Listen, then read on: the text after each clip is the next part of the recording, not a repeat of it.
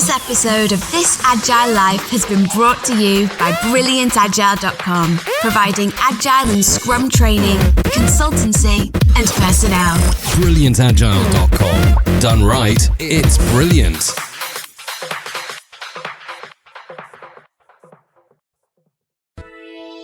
This Agile Life, direct from Agile 2015 in Washington, D.C. The conclusion. Podcasting at a non-sustainable pace.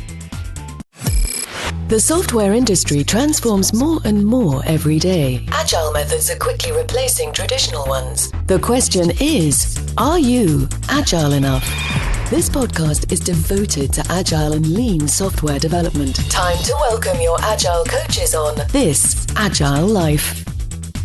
Hello, everyone, and welcome to This Agile Life, our special post-Agile 2015 discussion. And I'm sad to report that I have survived the conference. My name is Jason Tice, and joining me tonight is... Natalie Simonsen. Thank you very much for having me. And Natalie and I wanted to get together and have a conversation to kind of come to closure about the conference, share a few takeaways.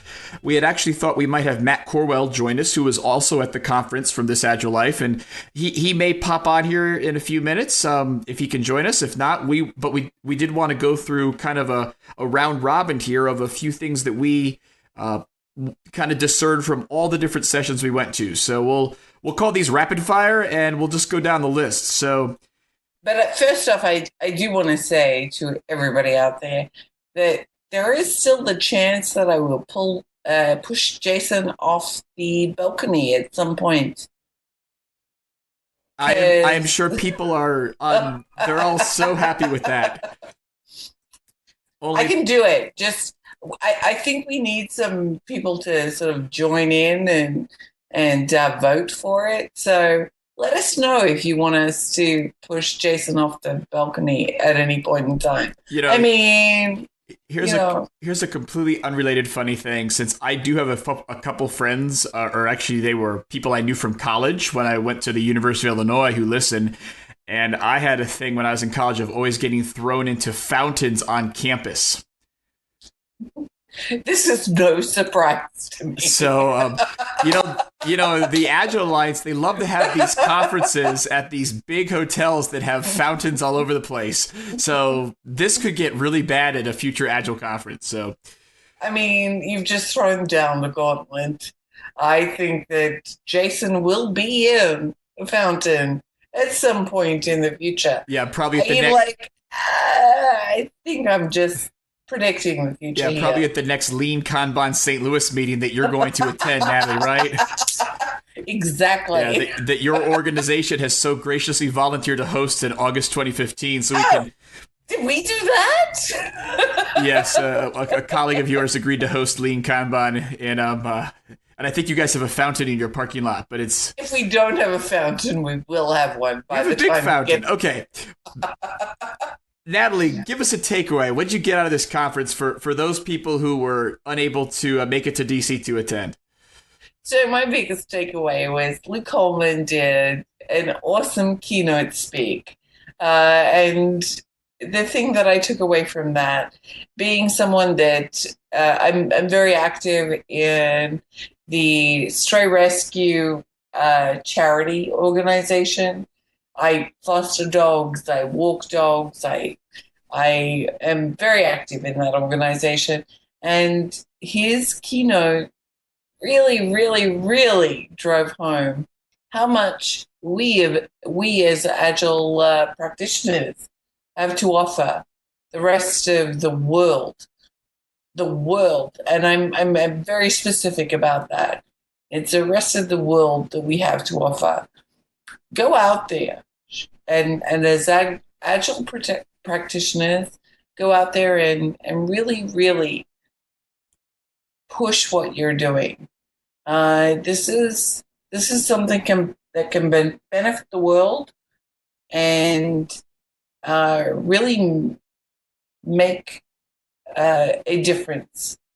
And I don't think that many people see what we do is very limited to the development world, but what we do is something that can be expanded much further than that.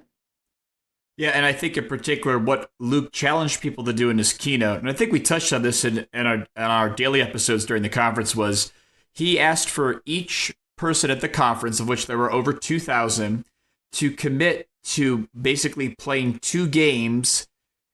And Natalie, you can, the video's not out yet, so was it specific to say 2 games period, or was it 2 games outside of your normal work context? 2 games outside of your normal work context, and that exponentially like grows, right? So you do that, and then it's like anything. It just starts to grow, and it becomes a movement, and it's not just this like idiotic idea that somebody has. It's something that truly can change a nation, can change a city. And I think if you're lucky enough to be able to access Luke's talk, you see how what he does actually changes a city. It changes the way they approach what they find as the primary, issues that they should be focusing on. There's so many positives to that, and it was really, for me, it was incredibly life-changing to see what I do on a day-to-day basis with regards to software development is so applicable to the rest of the world.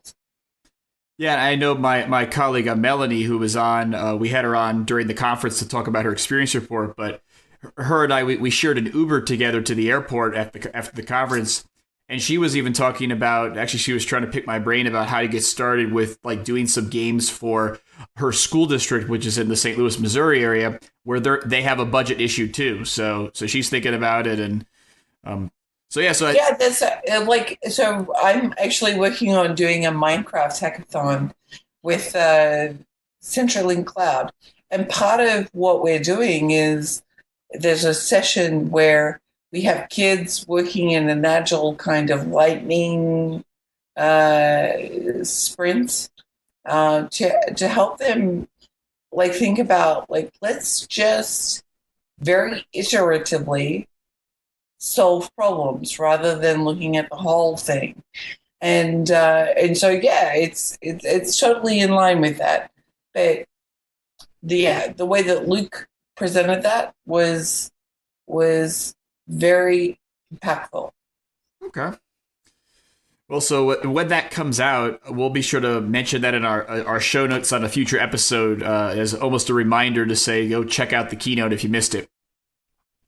So one that I was going to ask, Jason. Oh, you're going to throw it to me. Okay, so. Yes, what is your pick? All right, so big one that I had, which I guess I had heard a lot about, but it really kind of came into focus for me at the Agile conference, was this really importance of using invitation over mandate when it comes to adopting Agile practices. And this is where I think if you are a coach or you're a transformation agent, this would be a great thing for you to do some reflection on. And that is that as you are encouraging people to think about Agile practices, are you really telling people what to do, or are you inviting them to learn from you? And yes, it's a very subtle difference, but it makes all the difference in the world. And again, talk to, I guess, myself or talk to Natalie.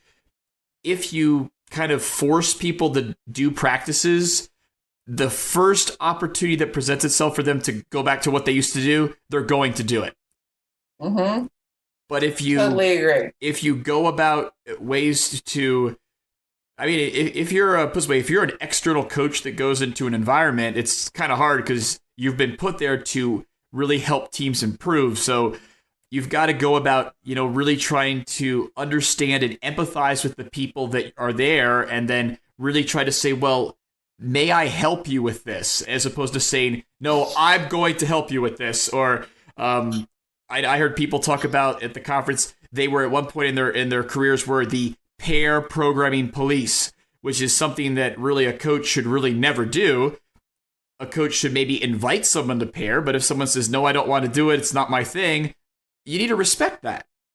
Yeah, for me, there's such a huge aspect of trust when you're talking about just about everything that you were saying. Teams need to trust in order to invite somebody to help them. And if you're not working on that trust aspect, the rest of the stuff doesn't even matter. You cannot infiltrate or influence a team unless they feel some aspect of like, this person is truly after my best well-being. So what you're saying with many of the practices are, yeah, you can do those exercises, but you have to have trust. Yeah. And the other thing too, for leadership, this also means that the specific adoption of Agile is going to vary from team to team. It won't always be the same. And really that's a function of the people, which I think in the coaching community, we've known that all along. But I guess if you are in a leadership role and you happen to listen to this podcast, one thing that we did comment on our episodes during the conference is that there's a lot of people out there that have some ideas that I'll sure maybe we don't agree with, to say that you can have a standard measurement across all your teams. And I think here we've said multiple times that Agile practices are going to vary from team to team because there are different people involved. Yes, absolutely. So those kind of measurements may be a great way to get started and just to kind of maybe get a baseline for where you are, but you need to take the data with a grain of salt. Yes. Yeah. And you're exactly right, Jason. Each team is so unique. And I think that I've noticed that they get not almost, but they do get offended by being treated like cattle. Like this huge organization, like, apply this principle and you will succeed. And that doesn't happen. They are unique. They have their own differences, perspectives, whatever you want to call it, whatever that unique thing is that they have. And that as Agile coaches, we need to be very cognizant of that and making sure that we're reading it and evaluating it and responding in the way that we should based on their unique situation. Yeah, and if anything, almost kind of to wrap this one up, but that inspired a really deep thought, Natalie, and that is that if you are a coach and you're supporting multiple teams, I know, and I've been in this seat myself, sometimes your sponsor will challenge you and will really want to know, what are the common things between my teams? And if anything, as a coach, you almost want to focus on the exact opposite. What are the differences between these teams that makes them all excellent and that makes them great, and that it gives them a sense of identity that's unique?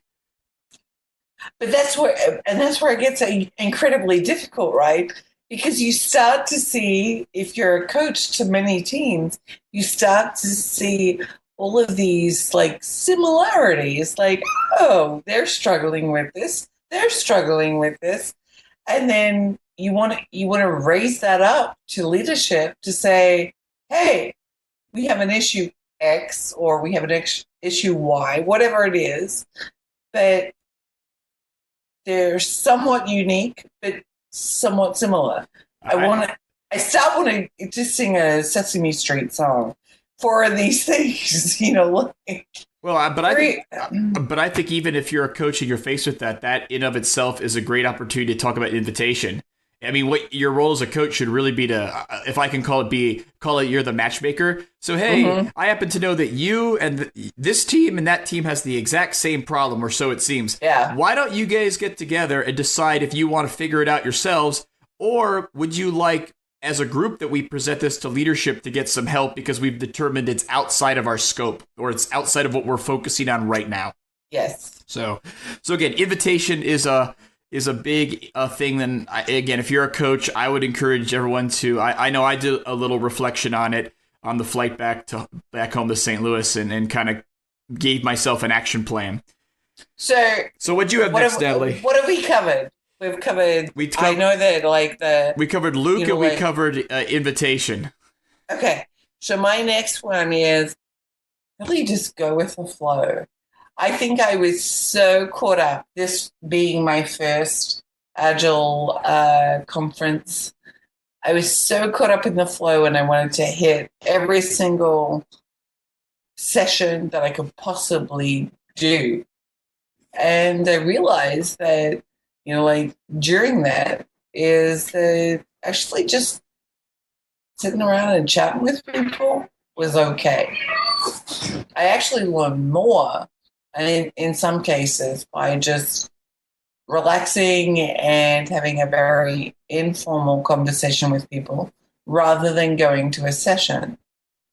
That's hard when, particularly when you've been told by your superior that you're going to this conference and we expect big things out of it.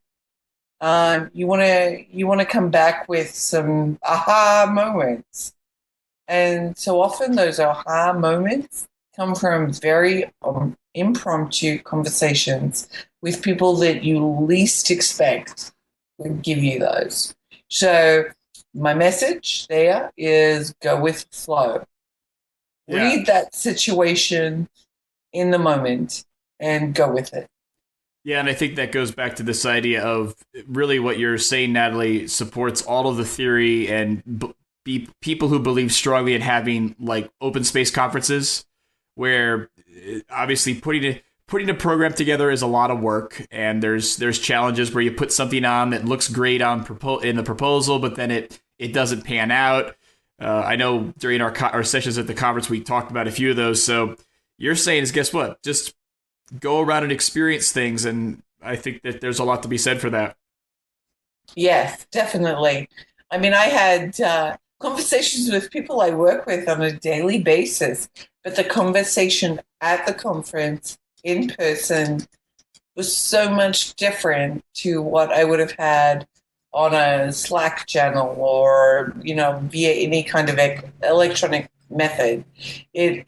It made a difference being in person and talking with someone. Yeah, so I have a question, because you have a note here that says Lisa Atkins session of thinking about how to improve your conference experience. Did she? Oh, yes. Did she do a session on that, or? So her session that from what I understand, it became quite controversial. But she when that session started, it became it was limited, and Trisha, and I don't remember her last name. Broderick. Yes, Trisha Broderick. Thank you. She did a freaking amazing job of facilitating how people got into that session. So mad props to her. It was awkward because I think it was somewhat surprising to organizers how Lisa wanted to do that session. And Trisha just rolled with it and did a beautiful job. She got everybody in there that based on their arrival and all that kind of stuff. But Lisa's questions were really intriguing to me. It was, how could you improve the experience you've had at this conference? And that really made me stop and think, like, did I make some bad choices about where I went, what I did, who I spent time with in all of this? And so, yeah, it was very thought-provoking the way that she facilitated that session. But yeah, it did make me think about what was I too focused on sessions? Was I too focused on getting to every class? And I'm using air quotes there for those of you that are not watching. But yeah, it totally made me think about all that kind of stuff. And I would change how I spent my time at the Agile Alliance conference. I would spend more time at the open jams. I would spend more time just shooting the shit with people rather than going to sessions. Because when I think about the conversations I had over the last week, the most valuable conversations were those ones with people that were informal. And Jason, you're included in that. The conversations we had. We were pretty formal. We like, oh, we got to have the time. We got to find a location. Got to sit down. But you even think about like the times that when we did our podcasts, once they ended, the conversation after those podcasts were incredibly insightful. The bonus conversation that we never record that's better than the podcast. So sorry, listeners. Yeah. Well, hey, the other one too, just to mention, and I'd love to hear if we have a listener that happened to do this. I know I had a few colleagues in my firm that did go to this that I need to track them down.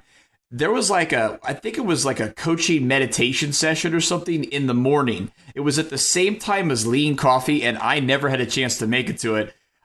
But what I wondered, Natalie, because I like this idea, it's like that idea of, hey, you're a day into this. Let's, someone who's there to challenge you and say, reflect on how you're doing so you get the best return on your time invested. So I think that maybe even though Lean Coffee's fun, I guess whatever that coaching reflection thing in the morning is, maybe that's something to help with that. Well, but that concept, right, is beautiful for any approach. Like on a daily approach, you should be always like, am I doing the thing that is most valuable and the right thing to do on a daily basis? Don't even think about it from a conference perspective or whatever. Yeah. You should always be evaluating. And I think as Agile coaches, or we sometimes tend to not think about that for ourselves because we're constantly looking at how teams are doing or particular individuals are doing.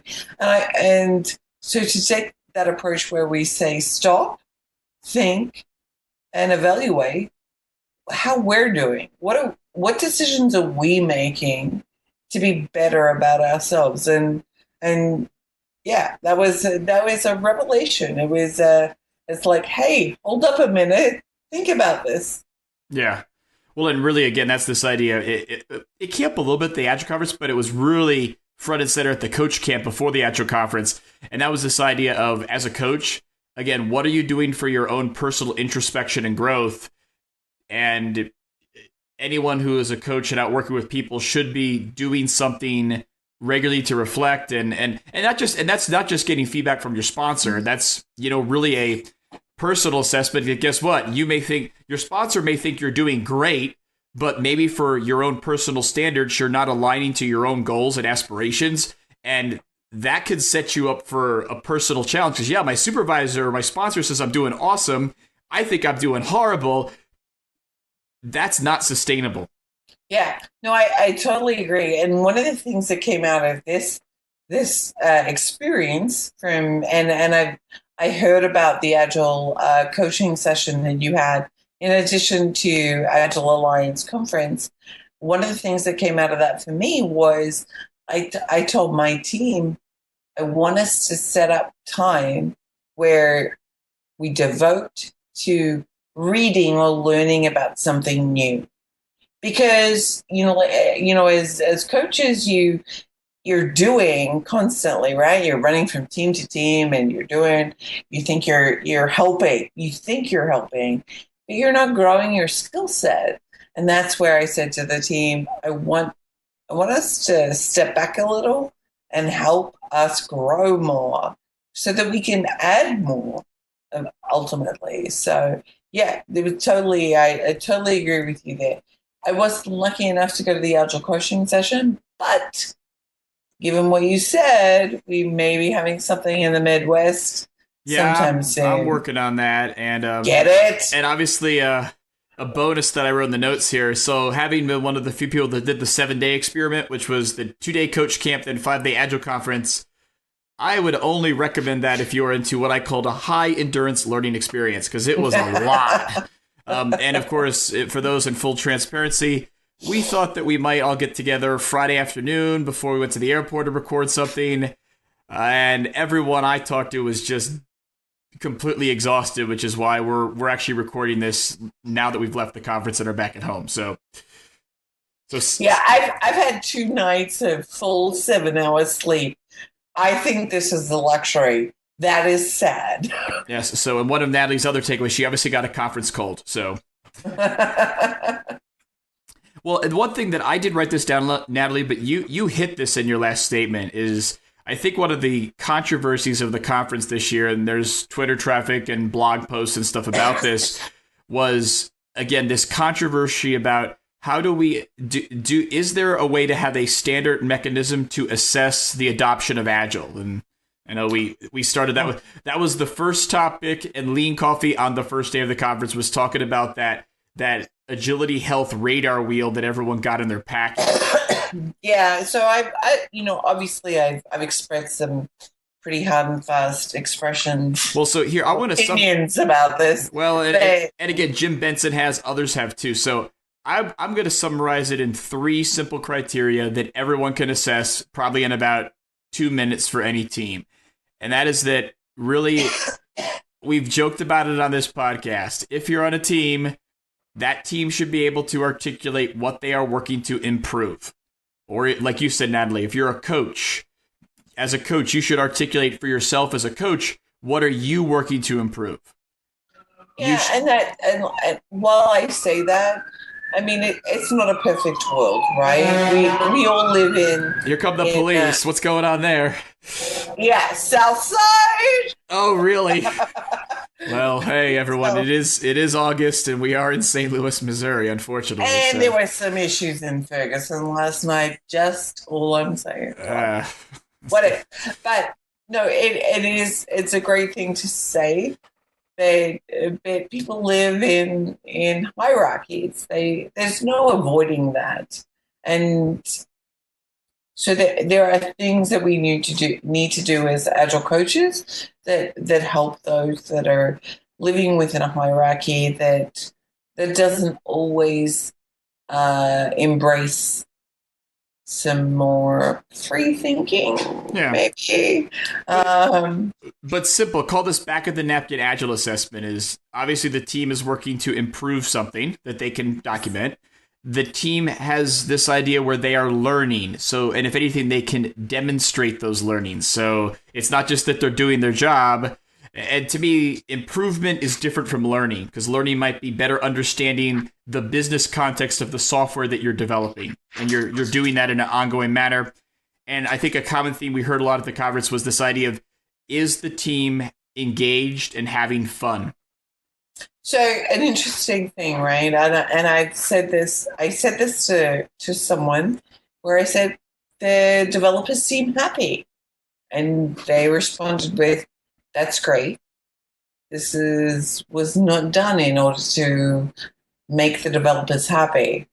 It comes down to value and delivery, right? Because that's what we're trying to do. I think it's different. I mean, like, I'll share real life. It's right after the Agile conference. I just did a team inception today with a real team that I'm supporting, and we said, let's identify some metrics that we're going to use to kind of, at least to get started with. Number 1, team happiness metric. So let's talk about, are we happy with our work? Yes or no? We talked about green cards, red cards. We haven't quite figured out how we're going to get the data, but that was number 1. Number 2 was really the approval of the team, or like a net promoter of the team's output by the customer. So is the customer happy with the value they're getting for their investment? Number 3 was trends about quality, things like, code complexity. And then number 4 was just some kind of like we called it a burn down.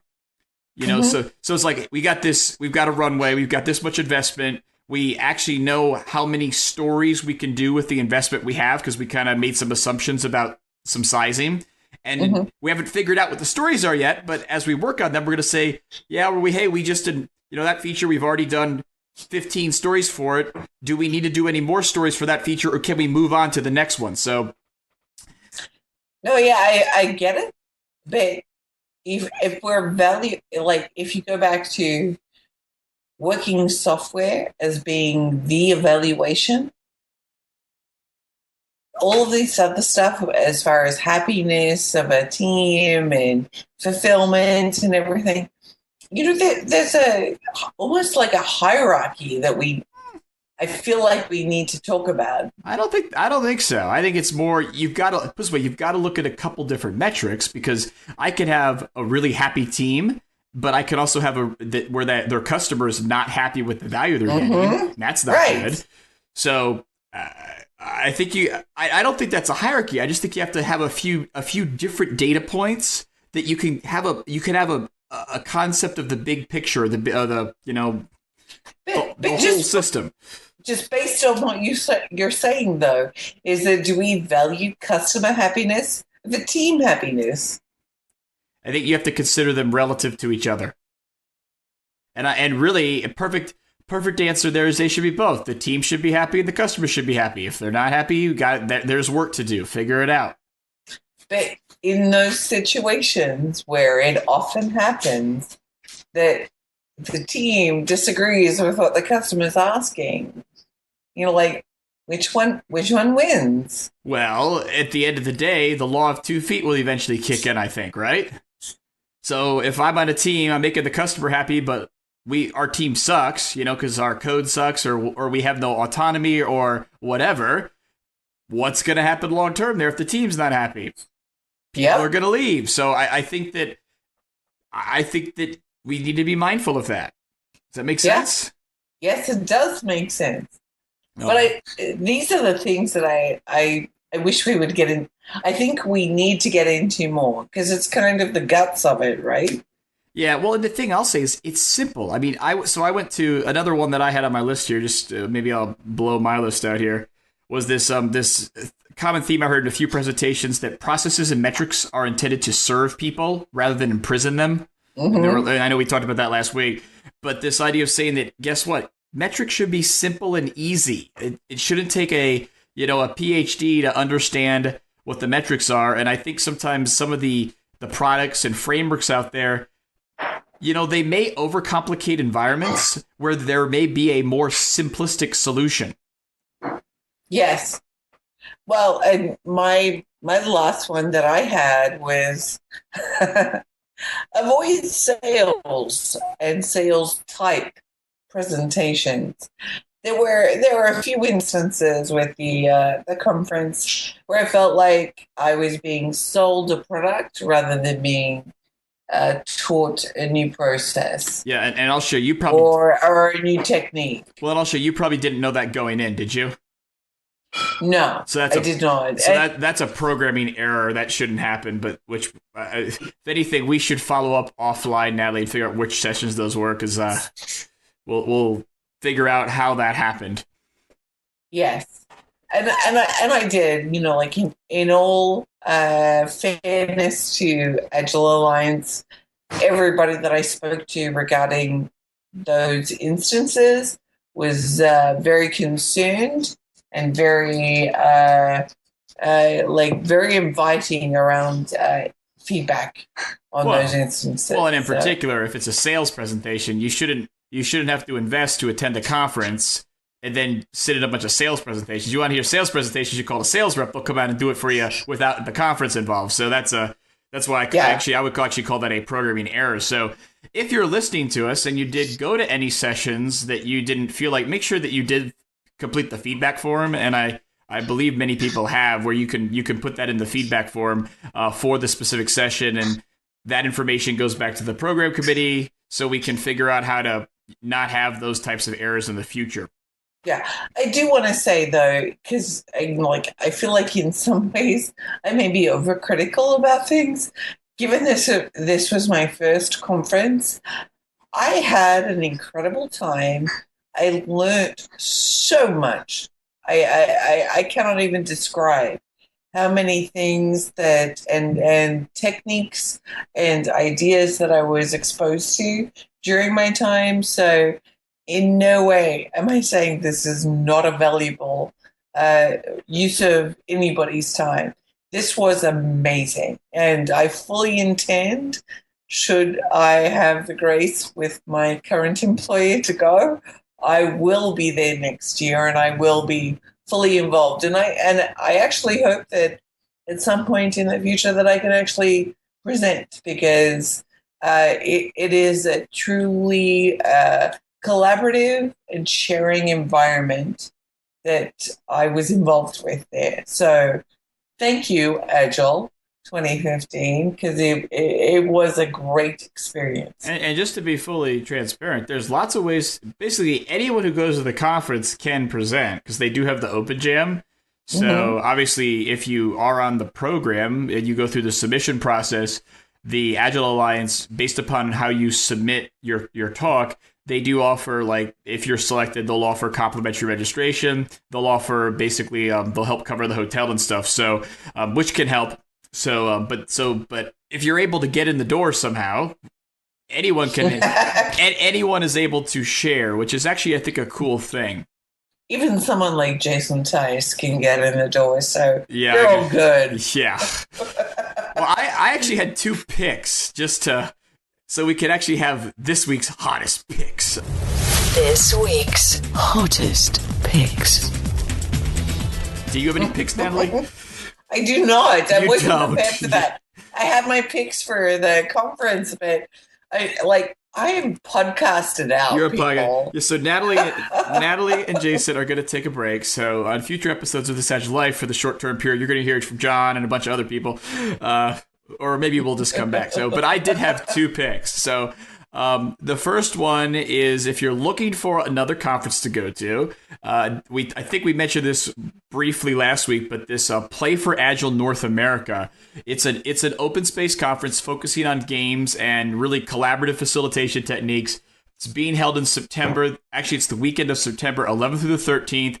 It's up just outside of Toronto, Canada. So we'll put the information and registration link online, but I know myself, Ellen Grove, Mike Bowler, who knows who else is going to show up there. A bunch of people from really the Agile Games community will be present, so come check that out up in Canada in September.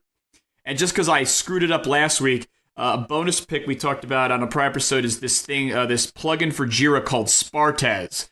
And this is the thing that I thought was like the most innovative thing I saw in the expo hall. What you do is, it's a plugin for Jira. It is a purchase plugin, but you install it. You can then go to your Jira project. You can have it print out cards for you that have like a QR code on it, although it's technically not a QR code. It's like just a symbol. And they have a plugin that when you take a picture of your board with your phone, it looks at the position of the cards relative to the board, and it will automatically update Jira. So you can try it for free. They had it where you could play with it at the expo last week. I played with it. It actually works, which it was just fun. So check that out again. It's called Spartaz, and I believe it's called the Agile Cards for Jira plugin. Okay, I do actually have a pick. Okay, Natalie got a pick because I was just rambling about mine because I think that's so cool. No, well, mine is more. It's inspired by Luke's keynote. There is a gentleman that my 13-year-old daughter brought to my attention.